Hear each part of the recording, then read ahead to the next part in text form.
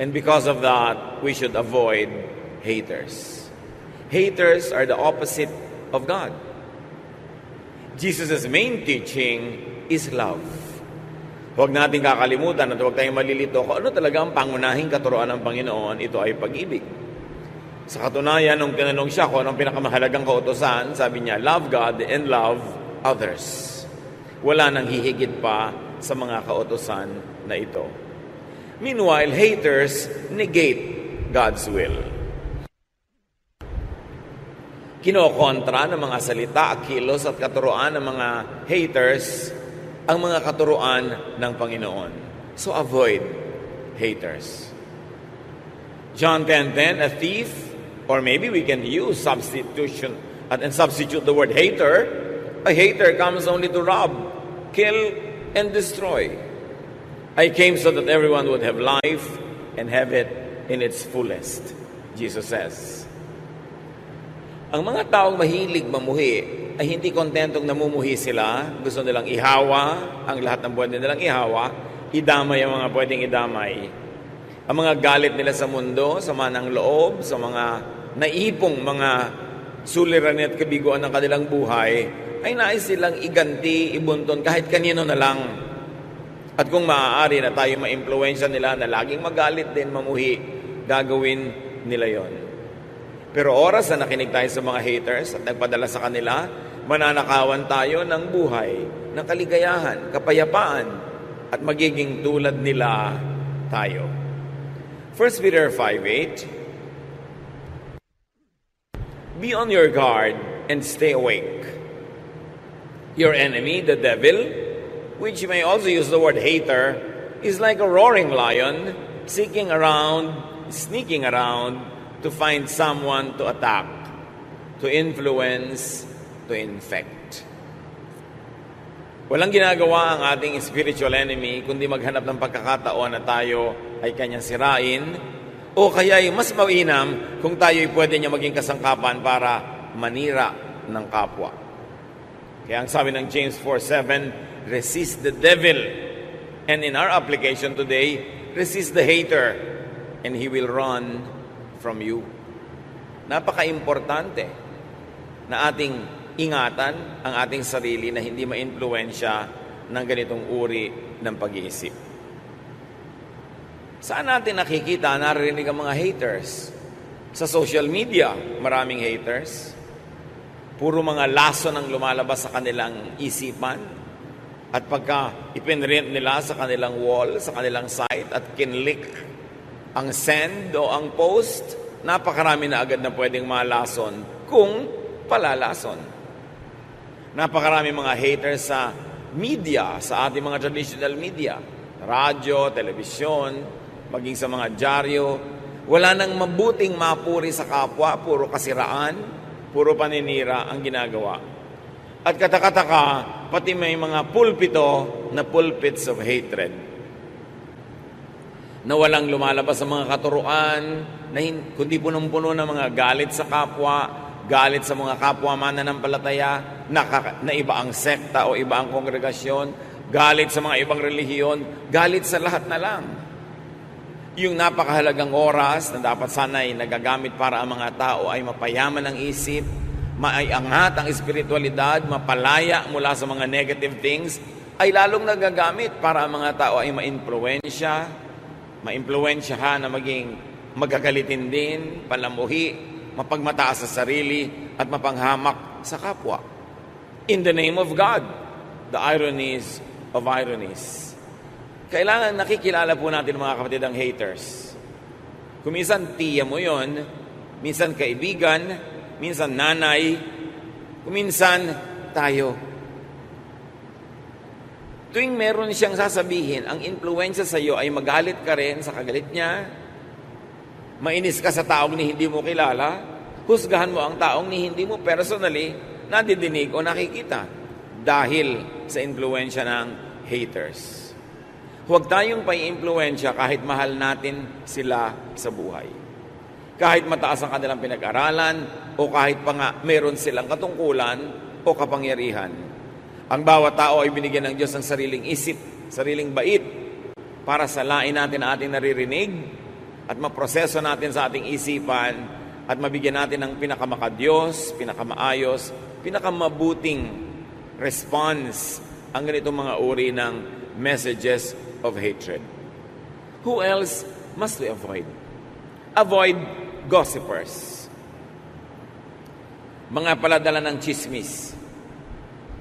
Sari-sari mga alimuom na nakukuha sa lupa ang gusto nilang ilipat sa ating isipan. Proverbs 16:28, gossip is no good. It causes hard feelings and comes between friends. Ano nga ba namang buti ang idudulot ng chismis? Pinaghihiwalay ang magkakaibigan. Pag nalaman mo kung ano sinasabi ni ganitong tao laban sa'yo, lumalayo na yung loob mo, nagkakagalit na kayo. At kung ikaw man ay papatol at magsasabi ng masasama tungkol sa kanya, mga chismis tungkol sa kanya, magagalit din siya sa iyo, walang mabuting idudulot. Kung minsan napakatagal na investment ng pagkakaibigan, pagtutulungan, pagmamahalan, sinisira ng mga makakating dila. Sinisira ng mga chismis. Proverbs 20:19, stay away from gossips. They tell everything. Lumayo daw sa mga taong hindi na namimili ng sinasabi, lahat na lang sinasabi. Kahit pa nga dumadating sa iyo para magsumbong ng sinasabi ng iba laban sa iyo, masama pa din ang influence sa iyo, kapatid. Kaya pwede mong sabihin, huwag ka nang lagi magsumbong sa akin. Ine-expect ko na that everybody will love me, people will criticize me, people will say evil things against me, but please, huwag mo nalang sabihin sa akin. Kasi nalalason lang yung isip ko, gumugulo ang aking damdamin, nagagalit ako, nawawalan ako ng concentration at pwede magkasala rin ako dahil dyan. Ang tao pong matino, hindi buong buo na ikinukwento ang kanyang nadidinig, lalo pang ang kwentong ito ay hindi naman nakakatuwa at nakakapagpagalit pa nga. Discreet and decent people filter their gossip, if ever they gossip. Kasi while we should not be gossiping, there are two types of gossipers. Yung gossipers who tell everything, and gossipers who are discreet and more decent, who filter and soften the gossip even just a little bit. Meron pang worse, nagdadagdag pa at nagagatong at nagsusulsol ng mga gossips. Tuwing may tao pong dumadapo sa atin, may daladalang kwento, maging sensitive tayo. Suriin natin, ano ang dahilan, bakit mo ito sinasabi sa akin? Talaga bang mahal na mahal mo ako? Kailangang isumbong mo ang lahat? O gusto mo akong galitin dahil ikaw man galit doon sa mga isinusumbong mo? Madali kasi tayong mamanipulate, mamaniobra, na yung giyera ng kapwa, nagiging giyera na rin natin kahit hindi naman natin gusto dahil na-influence ang ating isip. Very discreet and decent people minimize or do not gossip at all. Napakahalagang ating makita yung high qualities of people who refuse to gossip. Ang daming nasasagap natin sa hangin ng mga kung ano-anong balita, pero para laging ulit-ulitin natin yung sa kapwa. Lalo't gumagamit ka ng social media, gumagamit ka ng computer, internet, ng text, kuminsan irresponsible. Kuminsan mga gossip na wala namang verification. Yung mga, lilindol daw ng intensity 12 sa Metro Manila bukas, ikakalat mo agad. Nag-research ka na ba? Totoo ba? Sinong may sabi? Nagsasabog ka agad ng takot at panakot sa tao? Hindi mo naman na-verify. Huwag kayong forward ng mga bagay na nakakatakot na hindi nyo naman verified. Kasi nakakagulo sa isip ng kapwa. Nakakanerbiyos.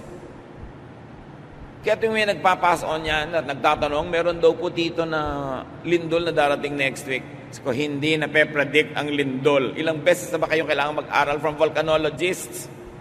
Typhoon, yes. Storms, yes. Pero lindol, hindi na pe-predict. Kaya pag may nagpe-predict niyan, tulad doon nagpe-predict na darating si Jesus sa ganung petsa, huwag kayong maniwala kasi sabi sa Bible, walang nakakaalam kung kailan mangyayari ang ganung bagay.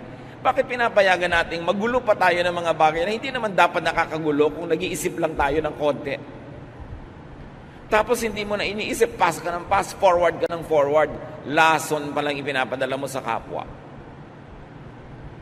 Psalm 101 verse 5, anyone who spreads gossip will be silenced, and no one who is conceited will be my friend, God says. In His majestic ways, God will silence gossipers. Hindi natin laging alam kung paano patatahimikin ng Diyos at ititikom niya ang bibig ng mga mahilig magchismis. Pero meron tayong sariling alam na paraan para paano mapapatahimik ang gossipers? By avoiding them. By refusing to listen to them. And even more, by refusing to repeat to others what they tell us. Kailangan tanggihan mong pakinggan ang chismis. Kung tumatanggi ka na tambakan ang kapitbahay mo ng basura ang iyong bakuran, trash yun eh. Dapat tumanggi ka na tambakan ng kapwa mo ang iyong tenga ng basura. Alam niyo po ba ang tenga napakalapit sa utak? Ang lapit. Kaya pag pumasok sa tenga, nasa loob na agad ng utak. Anong mga basura ang pumapasok sa ating tenga? Mga basura ng haters, mga basura ng gossipers, it will poison our minds. And you can very well know if the mind is poisoned. The language and the vocabulary gets poisoned as well. The behavior, the thinking pattern gets poisoned. Kaya iniingatan. Hindi tayo nagpapapasok ng anumang marumi sa ating tenga. Gusto niyo bang may pumasok na langgam sa inyong tenga? May pumasok na insekto, mikrobyo, maruming tubig, asido, and yet we allow a lot of gossip and hateful words to enter our ears. Kailangan bantayan. At kailangan kung sakaling nakapasok, huwag nang ilabas sa ating bibig. Sirain na, wasakin na in the realm of thought so that we don't become instruments of the devil. We don't become extensions of hell and extenders of hell also. Avoid tempters. Mga mapanukso. Proverbs 5:7-8. My son, listen to me and do everything I say. Stay away from a bad woman. Don't even go near the door of her house. Siyempre, pwede mo sabihin, stay away from a bad man or a bad activity or habit, a bad social media post or wall or site. Dati kasi kailangan maglakbay ka pa para ka matukso, maglakad ka pa para may mapuntahan. Pero ngayon, because of the social media, because of the internet, isang bukas ng computer, 2-3 click, nandun ka na sa pinto ng bad woman or bad man. At hindi ka lang nasa pinto, nasa kaloob-looban ka na ng kanyang bahay. Kaya ingatan. Ingatan kung anong mga pinupuntahan nating mga websites. Ingatan kung anong mga pinapanood, pinapakinggan sa social media. Dahil yan ngayon ang napakabisang kasangkapan ng tukso. Matthew 6:13, keep us from being tempted and protect us from evil. Isang major component ng prayer. Ipanalangin natin mga kapatid that with the availability of all of this technology, all the gadgets, and all the channels that we can subscribe to, visit, watch, hear, that we watch ourselves, that we exercise self-censorship, that we exercise self-control. Napakaraming mga laging nagtatanong sa akin na paano nila pipigilin ang kanilang anak, ang kanilang asawa, ang kanilang mga kaibigan na mahumaling sa mga tukso na nasa internet, pati mga online gambling. Kahit innocent-looking games, pero addictive. Hindi na makapagtrabaho, hindi na makapagkwentuhan sa mga mahal sa buhay. Wala nang panahon para sa ibang bagay kasi puro na lang yung gadget ang kaharap. When these things deprive you of your precious time to do good, to be good to others, they become instruments of temptation. may deception involved, dapat maging mapanuri. And then avoid neggers. Ano ba yan? Negative talkers. Yung pessimists na tinatawag, napakadilim ng paningin sa mundo, lahat pangit ang interpretasyon. Yung mga discouragers, ayaw kang patuloyin na hanapin ang iyong mga pangarap. Ayaw kang bigyan ng lakas ng loob na to achieve, to try things. Iwasan yung mga fault finders. Sa ginagawa naman ng kapwa, laging may maganda at may mali. Pero pag lagi yung mali, pangit ang tiningnan mo, papangit ang pananaw mo sa sangkatauhan. Avoid complainers. Tuwing kaharap mo, reklamo. Lagi na lang may complaint. Lagi na lang may discontentment. And then avoid catalysts of discontentment. Yung masaya ka na, sisirain pa niya yung saya mo para ka maging unhappy. Sisirain niya yung moment mo. Nagkaroon ka bigla ng boyfriend, sisirain agad ang loob mo, naku, magkakahiwalay din kayo niyan. Yung mga lagi ng discontentment, bakit ganyan ang napili mong boyfriend? May ganito, may ganon, pintas agad. Mga discontented people who are never happy to see others become contented. Avoid agents of hopelessness and gloom because they darken your vision. They darken your outlook. They darken your life. Mahirap na lagi tayong may ganyang kausap. Hindi mo napapansin, negative ka na rin. Wala nang mabuti sa sangkatauhan, lagi na lang masama. Wala ka nang pwedeng magandang asahan, puro na lamang nakakatakot at malungkot. Ang sabi sa 1 Thessalonians 5:11, you must encourage and help each other. Susuriin ninyo kung ang inyong laging kausap ay nakaka-encourage or nakaka-discourage. Siyempre, ang matalino at concerned friend, kung minsan, i-discourage ka based on facts, based on experience, and based on a generally wise disposition. Pero may mga tao rin na ang buhay nila tad-tad ng kabiguan, tad-tad ng lungkot, tad-tad ng frustration. Ganun na ang buong pananaw nila sa buhay. Yun ang iwasan yung maka-influensya sa inyo. So kung ang mga tao ay nagbibigay sa inyo ng discouragement at encouragement, tingnan nyo ang percentage. If most of what you get from people is discouragement, these are the types of people you should avoid. Iwasan nyo rin naman yung 100% tulak ng tulak sa inyo at sulsol ng sulsol na encourage kayo, gawin kahit anong gusto nyo. Kasi hindi rin nag-iisip yun. So dapat mga 85% nang i-encourage. In mga 15, 20, dinidiscourage ka, na may point naman, then pwedeng pagtiwalaan ang payo ng ganung mga tao. Matthew 17:20. Sabi ng Panginoong Jesus, if you have faith as small as a mustard seed, you can say to this mountain, move from here to there, and it will move. Nothing will be impossible for you. Kaprasong faith can achieve much. Huwag kayong papayag na inyong faith, inyong pag-asa, yung inyong energy, tanggalin ng mga negative thinkers. Huwag kayong pumayag na inyong pananalig, tanggalin ng mga walang pananalig. Na ang inyong pananampalataya ay pahinain ng mga ayaw manampalataya. Kasi ang pananampalataya, kayamanan. Yan ang pinakamahalaga nating kayamanan. Because only faith can move mountains. Not even all the money in the world can move mountains. Not even all armies in the world can move mountains. But faith, even just the size of a mustard seed, according to Jesus, can accomplish much. So seek people who encourage faith.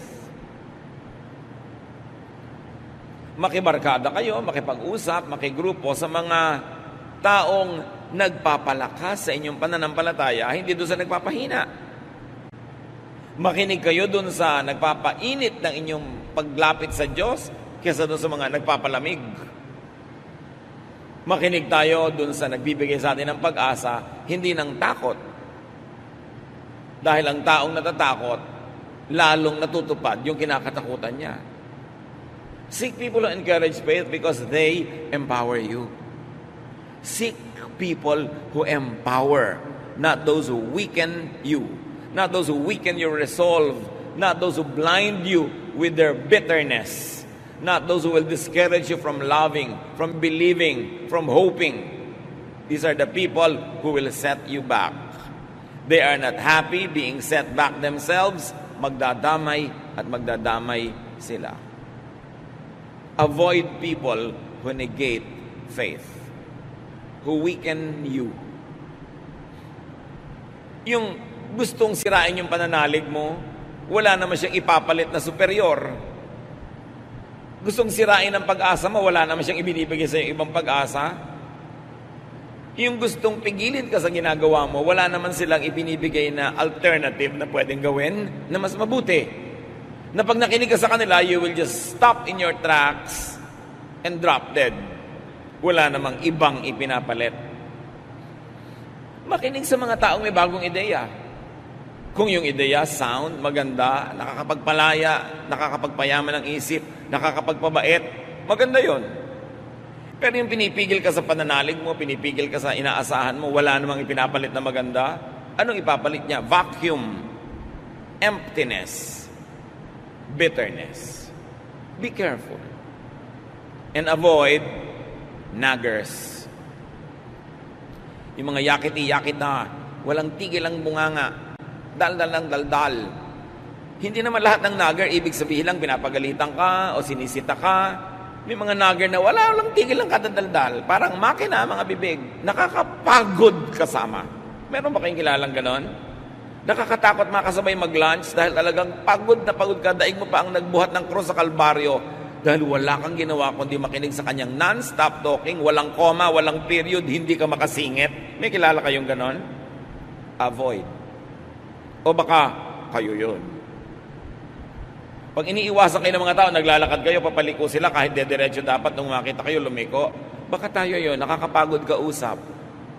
Magkukwento ka lang ng isang bakasyon mo, 10 bakasyon niya ang katumbas na ikukwento niya. May sasabihin ka lang tungkol sa husband mo, dadaigin niya ng tungkol sa husband niya. Laging panalo siya, ang dami niyang sasabihin. May isa ka lang tanong, ang dami-daming sagot. Nakakapagod. Sabi ng desiderata, avoid loud and aggressive persons. They are vexations to the spirit.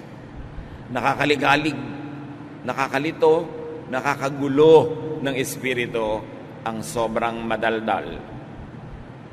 Proverbs 27:15, the steady dripping of rain and the nagging of a wife are one and the same. Siyempre, male point of view yan kasi male yung sumulat. A female can also say that a steady dripping of rain and a nagging husband are one and the same. Because there are nagging husbands. Just in case wala pa kayo nababalitaan, meron.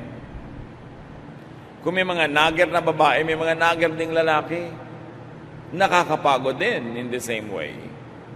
Proverbs 21:9, it is better to stay outside on the roof of your house than to live inside with a nagging wife or husband.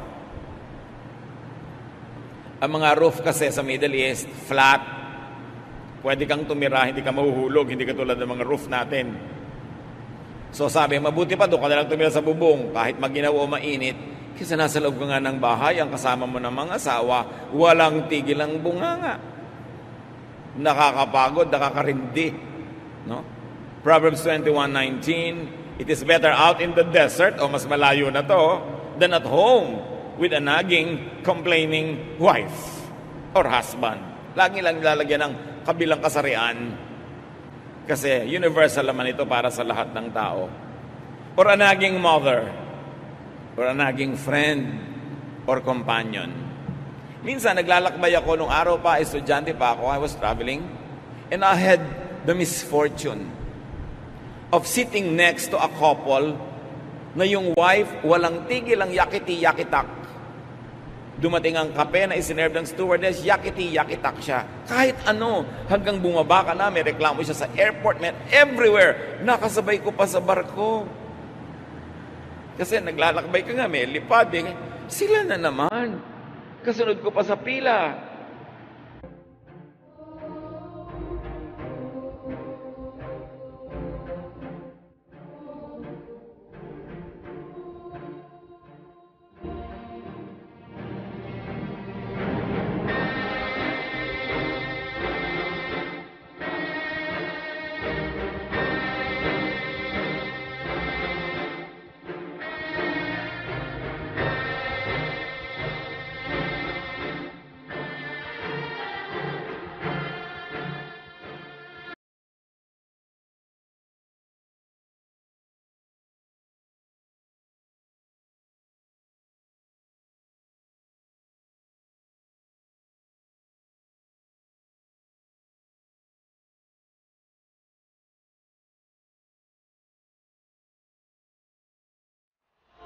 Nangyari pa, nakapila ako, may biglang umuna sa akin na nagmamadaling nanay. For whatever reason, na may bitbit na bata at mga bag ng mga gatas.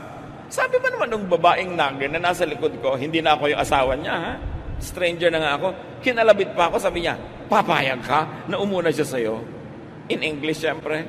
Sabi ko, it doesn't matter. Takang-taka siya. Ninanag niya yung husband niya tungkol sa akin. Sabi niya, huwag ka tutulad sa kanya, huwag kang papayag. Pag sa'yo may umuna, huwag ka... Hindi na nga inunahan, nagnanag pa rin. May ganong tao. Ang tanong, baka tayo yon. Walang tigil ng kapupo na dito, rereklamo doon. So what to do in life? How to live? Ang iksi-iksi ng buhay, pupunuin mo pa ng mga negative. Sayang naman ang time. Psalm 90:12, teach us to use wisely all the time we have. Panginoon, bigyan niyo po kami ng karunungan na maging matalino kami kung paano gagamitin ang napakamanga halagang sandali na ipinahihiram niyo sa amin. Pag nagsayang ka ng isang oras, kalahating oras, 10 minuto, 1 minuto, sa nonsense talking, sa lack of faith, sa paninirang puri, sa pangmumuhi, sayang kasi hindi na mababalik yung oras na yon. Minimize pain is what we should do in life. Avoid negative people. Be positive. Seek and enjoy positive people. Therefore, you maximize pleasure and happiness. And you do the most good. Paulit-ulit ako sa tatlong ito. Ano ang gagawin sa buhay ng tao na ipinapahiram ng Diyos? Maraming pwedeng discussion, maraming pwedeng detail, pero kung tutuusin, 3 lang. Hanggat maaari, pakontiin at paiksiin mo ang paghihirap at pagdurusa. Minimize pain, whatever it takes. Pain ng body, pain ng spirit, pain ng soul, minimize it. Huwag quarrel ng quarrel. Pampagulo kasi yung quarrel. Pamparaki ng hirap sa buhay. Kailangan maghanap buhay ka para hindi ka mahirap, may makain ka. Therefore, you minimize hunger. Minimize pain. That's why, pinipili mong mabuti kung sinong papakasalan. You minimize pain. Hindi naman totally mawawala yun, meron. But you minimize by choosing wisely. And you maximize pleasure and happiness. Kaya yung mga iba, nagkakapilang pleasure. Yung iba, nilalagyan pa ng sugar, more pleasure. Yung iba, meron pang cream, more pleasure pa. Because you have to maximize pleasure, whatever it means to you, so long as you don't do evil to maximize your pleasure. Kaya may mukha ka na, salamat. Yung iba naglalagay pa ng makeup para mas ma-please sila. At siguro yung mga taong gusto nilang i-please. Nagdadagdag ka ng kaligayahan lagi at kasiyahan sa buhay. Bakit naman hindi? Ang iksi-iksi ng buhay. Kaya nagluluto ka, sarapan mo. Napakalaking kreme naman na meron kang gulay, meron kang panluto, tapos ang niluto mo walang kakwenta-kwenta, sayang ang gas. Ba't may mga ganun magluto? Walang kakwenta-kwenta. It's a crime against the planet. Sinayang mo yung mga ingredients. You maximize pleasure and happiness. That's why may bahay ka, pwede na, pero pinipintahan mo pa. At hindi basta pinta, yung gusto mong kulay. Because you're maximizing pleasure. And then you do the most good to balance everything. Because when you only minimize pain and maximize pleasure but don't do the most good, you will become selfish. And you will become evil to other people. So you do the most good. 3 bagay lang ang buhay. Pag ginawa mo yan, ikaliligaya ng Diyos ang ipinahiram niyang buhay sa iyo at baka bigyan ka pa ng extension. But avoid haters, gossipers, tempters, mga negative talkers, and naggers, because they will minimize your pleasure and happiness, they will maximize your pain, and they will disable you from doing the maximum good. Better be aware of bad influencers and vexations. Be aware of haters, gossipers, tempters, negative talkers, and naggers, and pray for them. Why? Because you do the maximum good. Pray for them. You don't only avoid them, you pray for them. So that they might be blessed enough to become positive in their outlook. Alam niyo yung mga taong negative, biktima lang kasi yan ng buhay. Kung tutuusin, lahat naman tayo nabibiktima ng buhay. Pero yung iba, ang sagot nila sa lahat ng hirap, kabiguan, negative attitude. Nadadagdagan tuloy ang hirap nila. Tapos na nga yung nangyaring hindi maganda because of their bad attitude, nagpapaulit-ulit pa yun sa kanilang memory at nire-replay nila sa actual na buhay ang namamaximize yung pain, ang nami-minimize yung pleasure. Pray for them that they might be blessed enough to graduate from their bitterness. Pray for them that they will have the wisdom to see that their bitterness and negative ways won't make them happy. Pray for them so that when they realize these things and they begin to have wisdom, they will change their mind and they will change their ways. And if you could, carefully and studiously try to be a positive influence on them. Pag may mga nagger, may mga negative talkers, pag may mga bitter people, discouragers, tuwing mga panahon na hindi niya maiiwasang sila ay makasalamuha, makasama, makausap, tiyakin niyo mga kapatid na kayo ang nakaka-influensya sa kanya ng positive at hindi kayo ang nai-influensya ng negative. Gawin niyo siyang mission-filled. Make a firm resolve, especially if these people are close to you, that you will become an instrument of God to bless the person so that the person could be lifted up out of negative situations and negative thinking, and they could become positive. But avoid being them or being like them. Madalas naman, nagiging tulad tayo ng mga negative, hindi naman natin napapansin at alam. Wala tayong consent. Nadadala lang tayo sa dalas nating kausap. And because we don't put safeguards in our ears and in our eyes, we could get influenced by poisonous people. Avoid being a hater. Kung may nagkamali sa iyo noon, hindi lahat ng tao ganon. Kahit mas marami pang ang mali, meron pa ring tama. So huwag mong ihuhusga yung bagong kilala mo na mali agad. Hayaan mong magkaroon siya ng pagkakataong magpakilala ng maayos. Although, dahil lang ingat ka na, hindi ka naman masyadong vulnerable na sobra-sobra magtiwala. Pero huwag mo agad tatanggalan ng tao ng at least benefit of the doubt na siya ay may mabuting magagawa sa iyo. Avoid being a gossiper, a tempter especially, a negative talker, and a nagger. Romans 2, verse 1. Some of you accuse others of doing wrong, but there is no excuse for what you do. When you judge others, you condemn yourselves because you are guilty of doing the very same things. So pag meron tayong nilabel na negative thinker to, negative talker, ito, discourager, tiyakin natin tayo, hindi ganon. Kasi yun yung tinatawag na talbog sa akin, dikit sa'yo. The judgment that you throw at people will bounce back to you if you are doing the same thing. So let us always examine ourselves first. Unahin natin suriin ang ating mga sarili. At kung sakaling guilty tayo mga kapatid, tigilan natin to dahil napakalaking parusa sa ating kapwa lalo sa mga malalapit sa atin, kung tayo negative. Kung tayo mahirap kasundo, kung tayo mahirap kasama, para nating pinarurusahan ang mga kasama natin. Hindi kasiyahan na tayo makasama, parang isang sumpa. If guilty, let us avoid inflicting others with our disease. Let us get treatment from the Lord. Meanwhile, remain in isolation while we are contagious. Pag nagpupumiglas, nagwawala ang isang salita na makalabas sa ating bibig, suriin muna natin, will it edify people? Makakabuti ba sa makakarinig? Makakabuti ba doon sa pinag-uusapan?